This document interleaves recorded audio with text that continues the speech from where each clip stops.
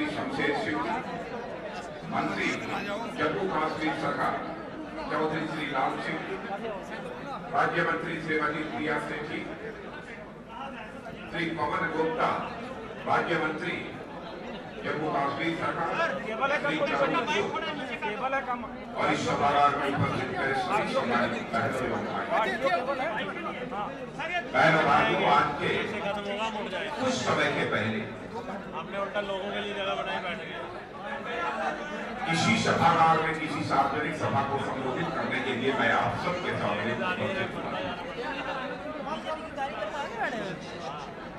उस समय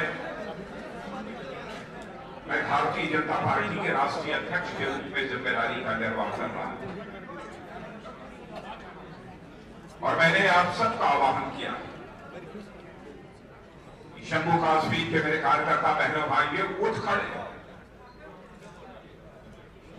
और केवल आपके उठ खड़े होने से जम्मू कश्मीर में ही हमारी सरकार नहीं बनेगी, बल्कि हिंदुस्तान में हमारी सरकार बनेगी। यह आह्वान मैंने आपसे किया। आप सबने जम्मू कश्मीर में जो करिश्मा किया है, उसके लिए मैं जितनी भी बधाइयां आपको दूं, वो बधाइयां कम हैं।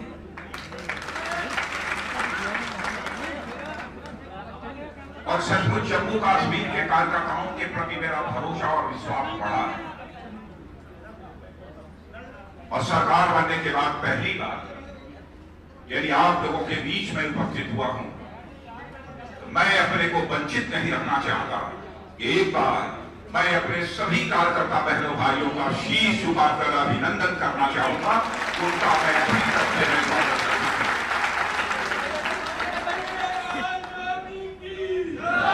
जहां पर जम्मू कश्मीर की जनता का आशीर्वाद हमें प्राप्त हुआ है, वहीं पर जम्मू कश्मीर के कार्यकर्ताओं ने अपने जिस्म का पसीना बहाया है, तब जाकर इतनी बड़ी कामयाबी हासिल हो पाई।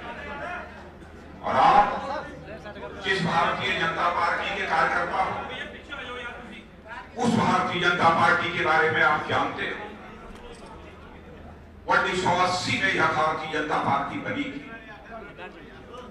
और 1984 में जब लोकसभा का चुनाव हुआ था, सारे देश से भारतीय जनता पार्टी के केवल 2 सांसद चुनकर भारत की संसद में पहुंचे।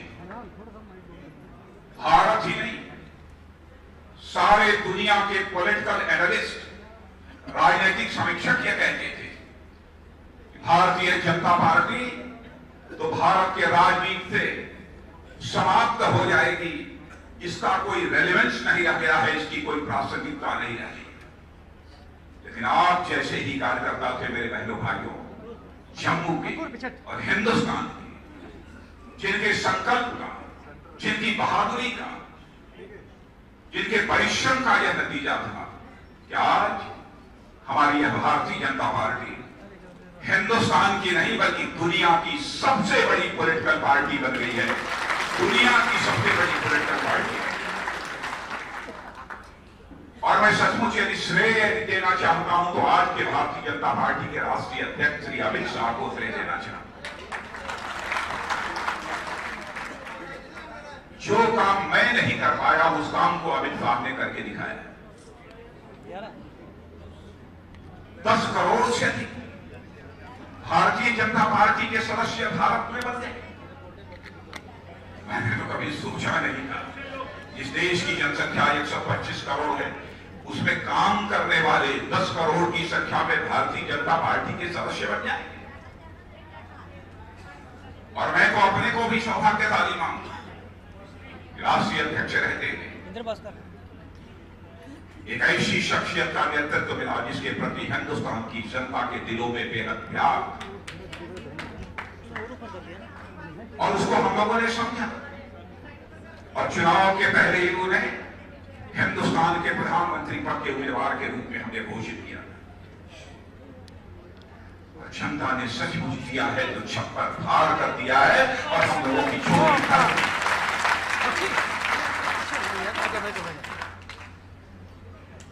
30 वर्षों से भारत की राजनीति में भले ही हिंदुस्तान की राजनीति की सबसे बड़ी पार्टी कांग्रेस पार्टी क्यों न,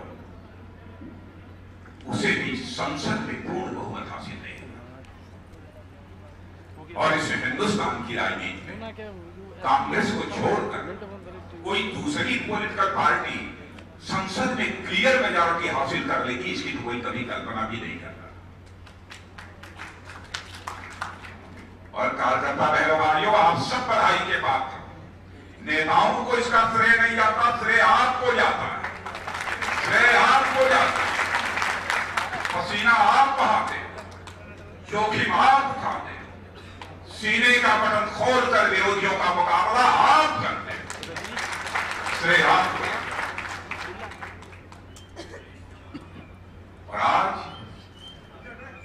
भारतीय जनता पार्टी भारत की संसद की सबसे बड़ी पॉलिटिकल पार्टी बन गई है, दुनिया की सबसे पॉलिटिकल पार्टी बन गई, भारत के संसद की सबसे पॉलिटिकल पार्टी बन गई। संसद में सर्वाधिक सांसद यदि किसी के हैं तो भारतीय जनता पार्टी। हिंदुस्तान में सर्वाधिक विधायक यदि किसी पार्टी के पास है तो आपकी पार्टी के पास है, भारतीय जनता पार्टी के पास। हिंदुस्तान में सर्वाधिक राज्यों में सरकार यदि किसी की है तो भारतीय जनता पार्टी की अथवा भारतीय जनता पार्टी की मिलीजुली सरकार है। यह स्थिति आज भारतीय जनता पार्टी की सारे हिंदुस्तान में बनी है। आज के ठीक एक साल में केंद्र में हमारे लोकप्रिय नेता श्री नरेंद्र भाई मोदी के नेतृत्व में एक सरकार बनी और मैं जानता हूं कि उस सरकार को काम करते हुए एक साल का समय गुजर गया है। और एक साल का समय गुजर जाने के बाद स्वाभाविक है भारत ही नहीं सारे दुनिया के दूसरे देशों में भी हिंदुस्तान में चलने वाली इस सरकार के एक वर्ष के कामकाज की समीक्षा की जाए। कैसा काम किया, जो वादे किए थे उन वादों को पूरा किया है कि नहीं पूरा किया है, इस पर चर्चा हो रही है, बहस हो रही है। लेकिन इतनी बात मैं दावे के साथ कह सकता हूं, कोई यह कह सकता है कि यह काम हुआ, कोई कह सकता है यह काम नहीं हुआ, लेकिन इतनी बात मैं दावे के साथ कह सकता हूं, हिंदुस्तान ही नहीं दुनिया का कोई व्यक्ति इस सच्चाई को नकार नहीं सकता है कि हमारी भारतीय जनता पार्टी नेतृत्व की एनडीए सरकार, जिसके प्रधानमंत्री श्री नरेंद्र भाई मोदी हैं, एक वर्षों में हमारी सरकार यह साइलेंट मोड में नहीं रही है बल्कि एक्शन मोड में रही है। इस हकीकत को सभी स्वीकार है। पहले भारत के अंतरराष्ट्रीय जगत में प्रतिष्ठा कैसी की, कोई जाकर दुनिया के दूसरे देशों में रहने वाले भारतवासियों से पूछे तब उसे एहसास होगा। या तो आदरणीय अटल बिहारी वाजपेयी जी के शासनकाल में भारत की प्रतिष्ठा दुनिया के नगरों में तेजी के साथ बढ़ रही थी, अथवा आज जब श्री नरेंद्र भाई मोदी भारत के प्रधानमंत्री बने हैं तब। इतना ही नहीं, हमारे देश की अर्थव्यवस्था के बारे में चर्चा हो रही है। क्या यह सच नहीं है? और आपके माध्यम से मैं जम्मू कश्मीर की जनता से भी यह जानना चाहूंगा, हिंदुस्तान की जनता से, अपने राजनीतिक विरोधियों से भी यह मैं जानना चाहता हूं, क्या यह सच नहीं है कि लगातार 10 वर्षों का कांग्रेस हुकूमत की जो सरकार थी, उस सरकार के रहते हुए महंगाई बढ़ने का सिलसिला निरंतर जारी था? क्या यह सच नहीं है कि नरेंद्र भाई मोदी की केंद्र में सरकार आने के बाद महंगाई केवल रुकी नहीं है बल्कि महंगाई में तेजी से गिरावट आई है? कंज्यूमर प्राइस इंडेक्स जहां उस समय 8.84% लगभग 9% के आसपास हुआ करता था, आज वो 5% से काफी नीचे पहुंच चुका है एक साल के अंदर।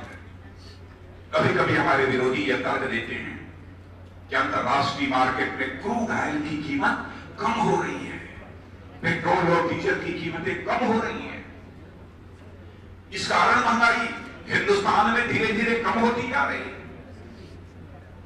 मैं उनसे केवल एक सवाल पूछना चाहता हूं, यदि अंतरराष्ट्रीय बाजार में क्रूड ऑयल की कीमतें कम हो रही हैं, क्या केवल भारत में महंगाई कम करने के लिए कम हो रही है कि क्रूड ऑयल की कीमतें अंतरराष्ट्रीय बाजार में कम हो रही हैं, तो दुनिया के सभी देशों में महंगाई तेजी के साथ घटनी चाहिए।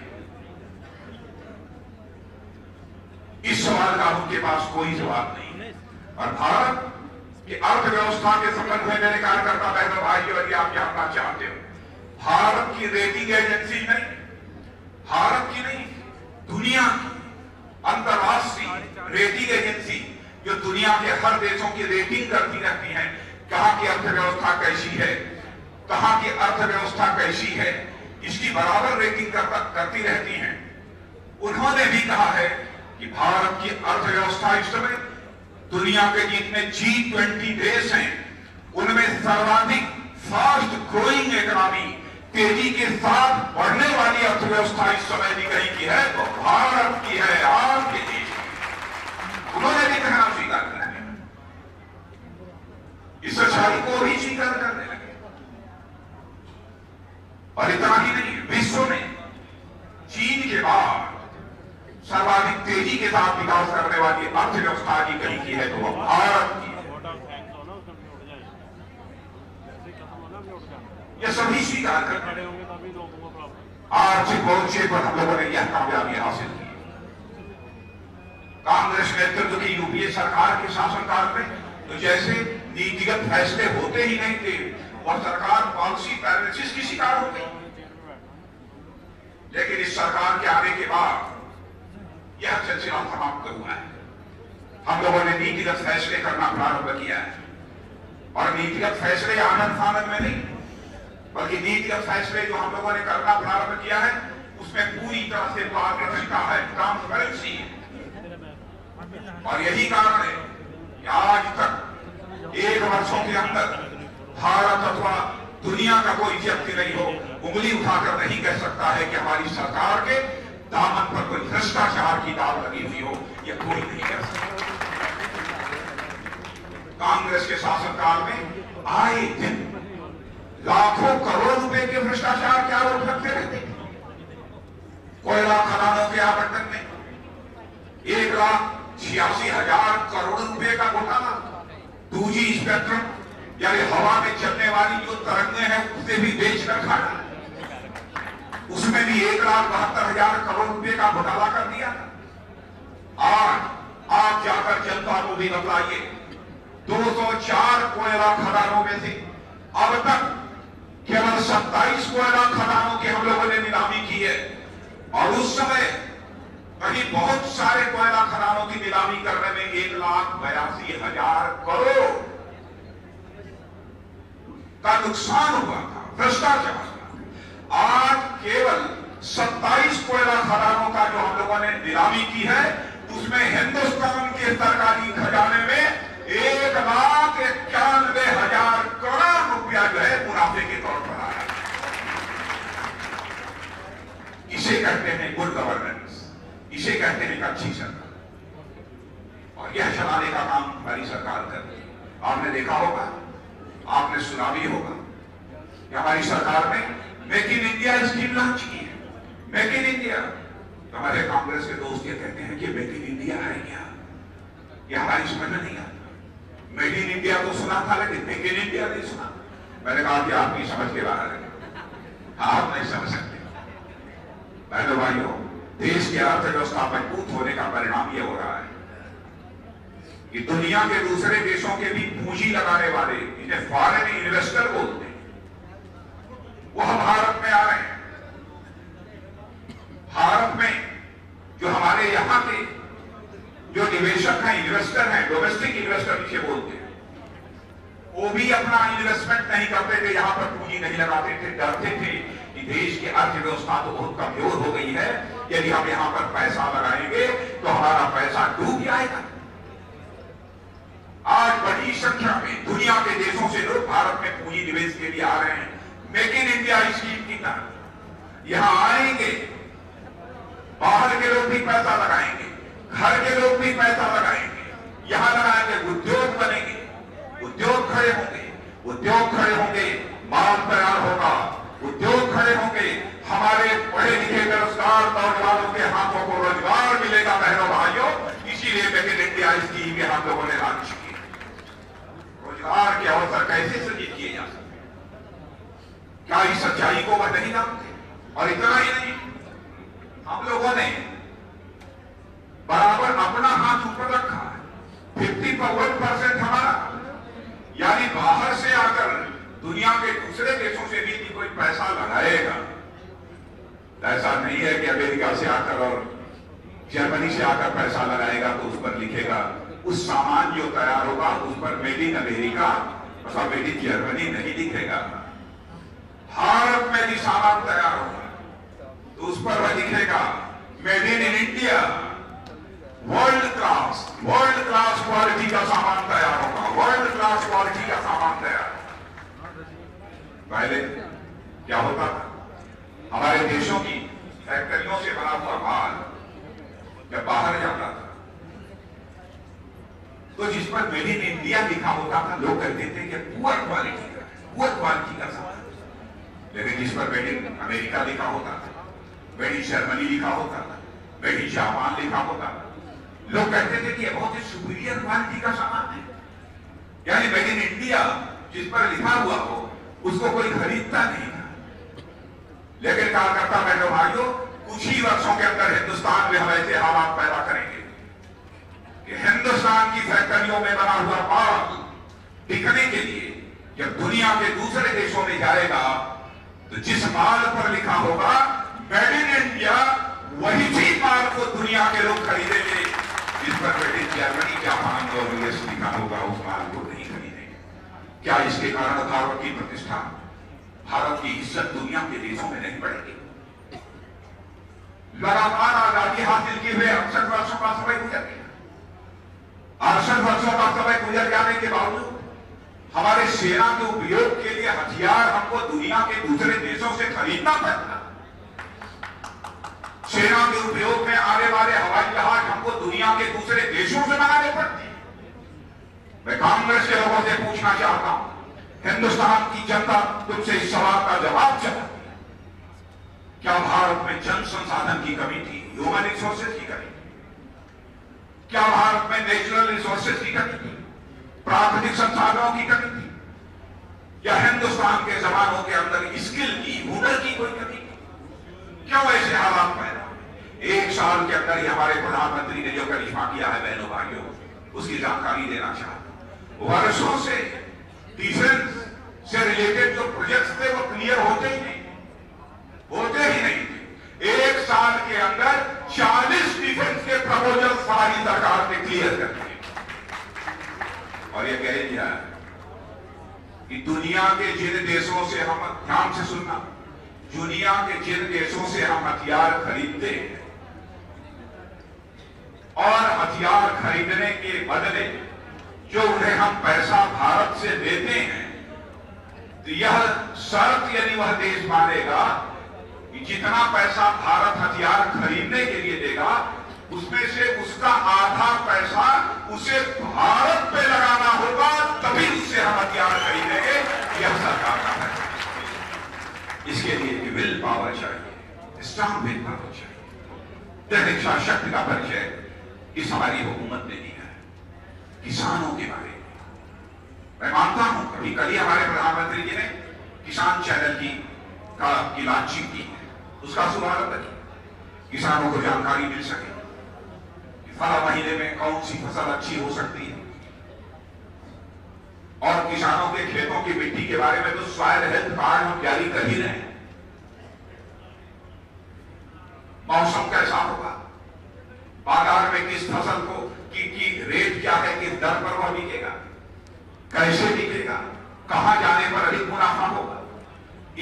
यदि कोई कीड़े मकोड़े लग जाते हैं खेत के अंदर, कौन सी दवा डालनी चाहिए, वह दवा कहां मिलेगी, इन सब सारी चीजों की जानकारी किसान चैनल के माध्यम से किसानों को प्राप्त होगी।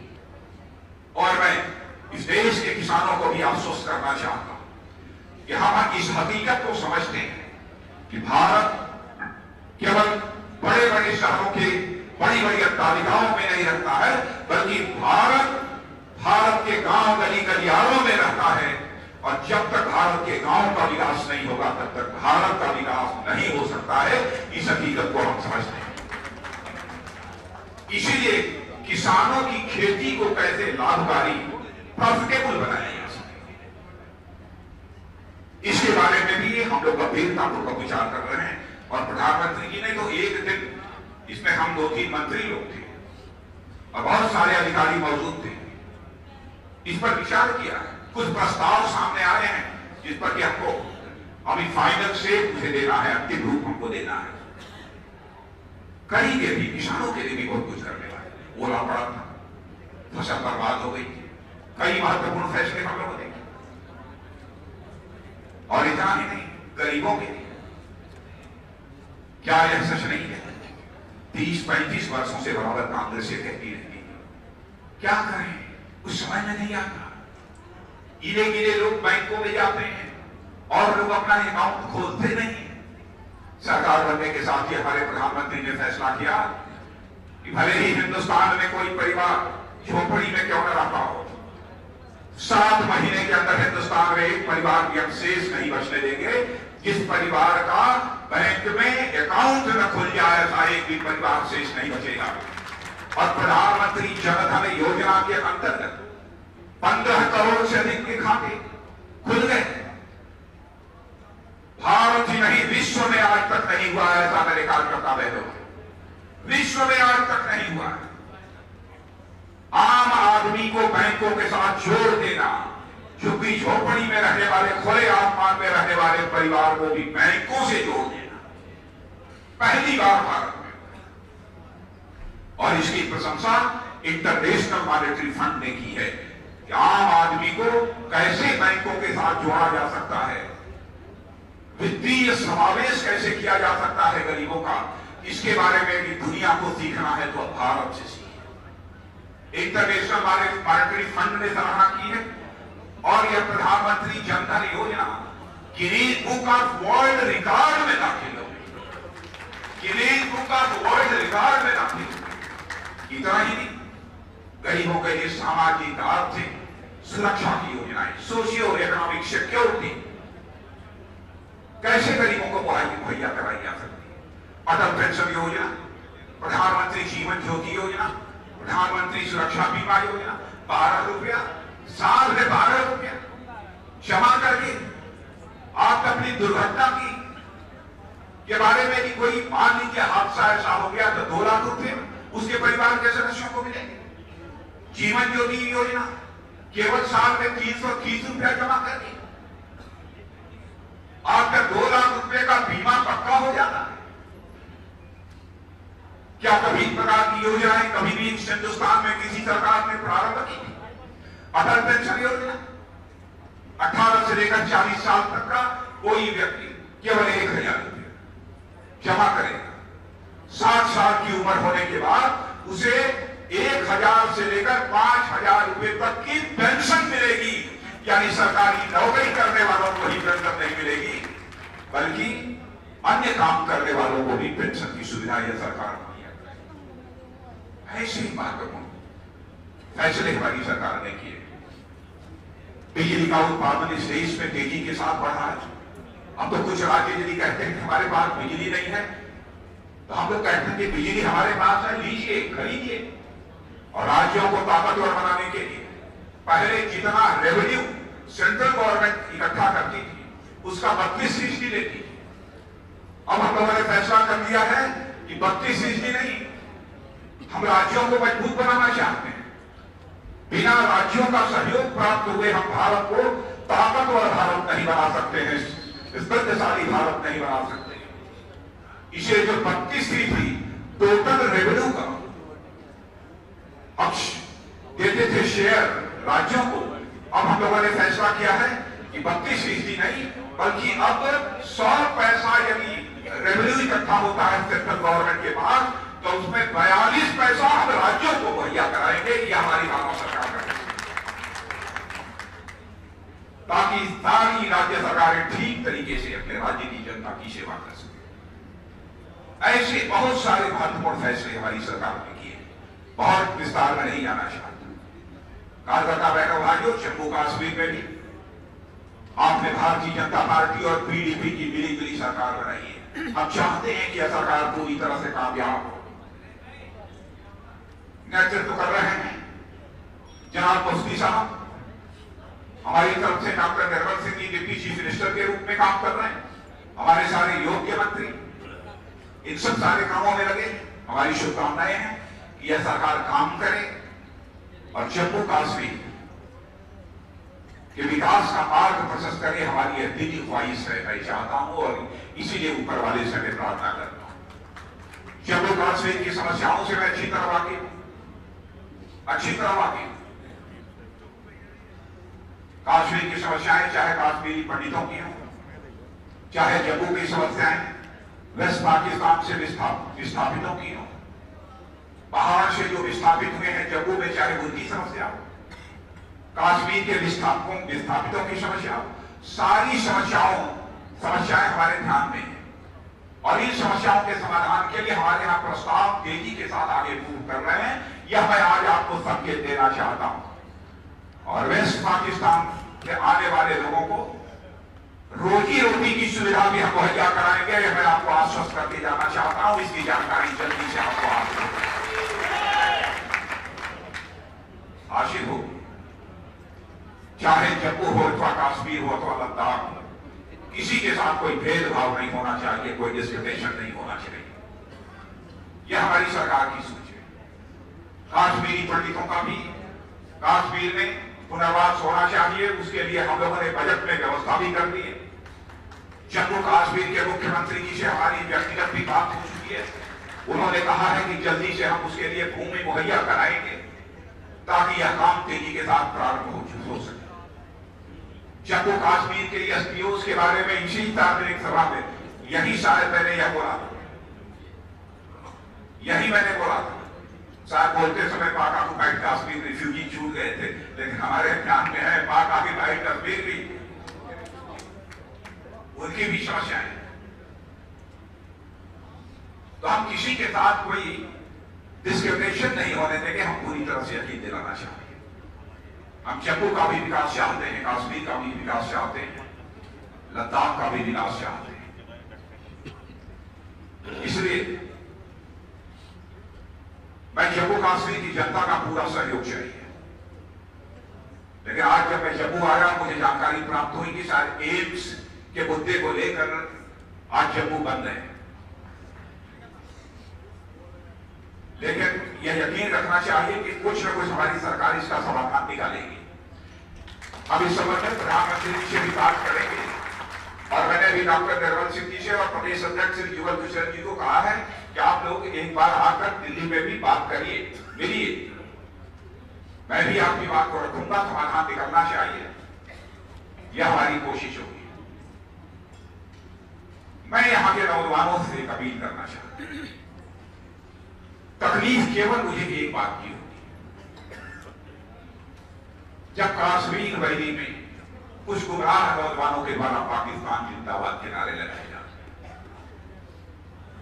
मैं उन नौजवानों का आह्वान करना चाहता हूं, कोई गुमराह करने की कोशिश होता है, गुमराह मत हो। हम सबको साथ लेकर हिंदुस्तान को एक ताकतवर हिंदुस्तान बनाना चाहते हैं। ऐसा हिंदुस्तान जो कि सारे विश्व का नेतृत्व कर सके। हम एक ऐसा हिंदुस्तान बनाना चाहते हैं।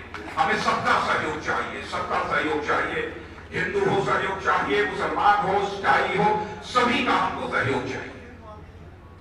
और मैं समझता हूं किसी भी देश की धरती पर रहकर और दूसरे देश के जिंदाबाद का भी कोई नारा लगाता है तो मैं समझता हूं न इसे इस्लाम कभी स्वीकार करेगा, न कभी हिंदू धर्म स्वीकार करेगा, न कभी ईसाई धर्म इसे स्वीकार करेगा। इस्लाम भी इसे कबूल नहीं करेगा। इसे सब कुछ हम बर्दाश्त कर सकते हैं और हमारी अपेक्षा भी है कि जम्मू कश्मीर की सरकार सख्त कार्रवाई कर रही है और करेगी। हम किसी से भी बात करने को तैयार हैं, समस्याएं बताइए। लोकतांत्रिक व्यवस्था में, डेमोक्रेटिक सेटअप में कम्युनिकेशन बने रहना चाहिए, संवाद बने रहना चाहिए, लेकिन किसी दूसरे देश का जिंदाबाद का नारा नहीं लगना चाहिए। अरे देखो तो हमारे प्रधानमंत्री जी ने पहले दिन जिस दिन शपथ लेनी थी, हिंदुस्तान के पड़ोस के सारे देशों के राष्ट्राध्यक्ष, प्रीमियर्स को अपने शपथ ग्रहण समारोह में बुलाया। आप लोग शामिल होइए, क्योंकि हम पड़ोसियों के साथ हम अच्छे रिश्ते बनाना चाहते हैं। हाथ बढ़ाया जी, सबसे पहले तो हमारे प्रधानमंत्री ने हाथ बढ़ाया। एक बार आदरणीय अटल बिहारी वाजपेयी जी ने भी अपनी तरफ से पहल की, लेकिन पाकिस्तान ये विचार करें जैसा रिस्पांस पाकिस्तान की तरफ से मिलना चाहिए, पाकिस्तान ने उस तरीके से रिस्पांस पहले भाइयों नहीं किया है। लेकिन पाकिस्तान को सोचना चाहिए, हमारे अटल जी बराबर कहा करते थे, दोस्त बदल जाते हैं, दोस्त बदल जाते हैं लेकिन पड़ोसी नहीं बदलते। अटल जी की इस बात को पाकिस्तान को भी समझना चाहिए। पाकिस्तान यदि अपना भी भला चाहता है तो अपने पड़ोसी देशों के साथ बेहतर रिश्ते बनाकर चले।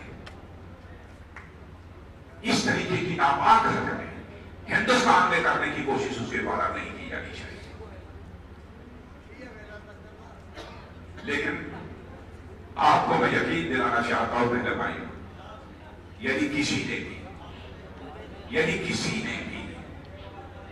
ध्यान से सुन लेना, किसी ने भी भारत के मान, सम्मान और स्वाभिमान पर चोट पहुंचाने की कोशिश की तो हम उसका मुंहतोड़ जवाब देंगे।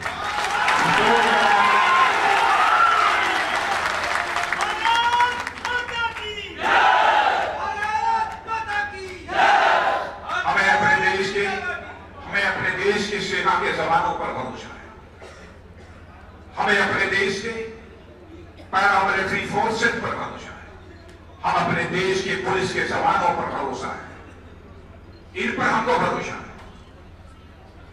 इनकी निष्ठा पर, इनकी इंटीग्रिटी पर सवालिया निशान नहीं लगाया जा सकता। अभी आपने देखा होगा, अक्टूबर का महीना था कि नवंबर का देखो, ये तो पाकिस्तान में सीज़फायर हुआ, अक्टूबर का था।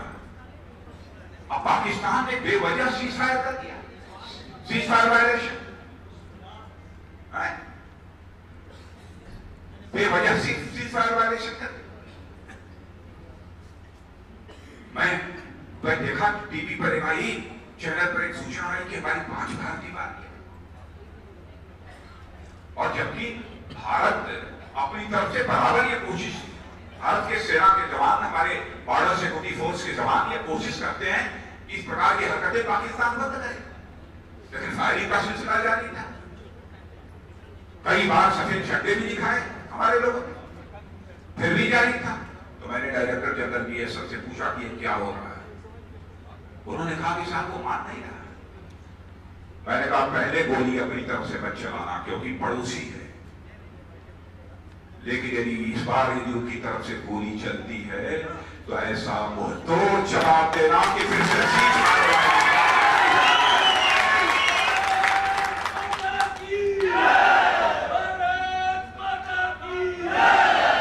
और मैंने भाइयों आपने देखा होगा, देखा कि नहीं, संयुक्त राष्ट्र संघ यूनियन में शोर मचाने लगा पाकिस्तान की, बचा लीजिए बचा लीजिए,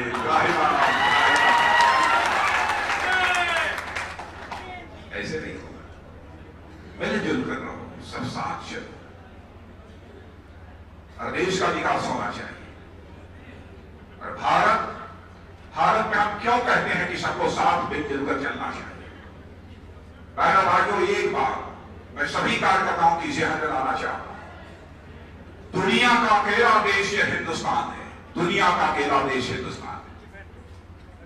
और दुनिया के किसी मुस्लिम देश में भी इस्लाम के 72 फिरके होते हैं, इस्लाम के 72 फिरके होते हैं। दुनिया के किसी मुस्लिम देश में भी 72 के 72 फिरके इस्लाम के नहीं मिलेंगे। यदि दुनिया के किसी देश में मिलेंगे तो केवल और केवल भारत में है। यह भारत की संस्कृति की विशेषता है।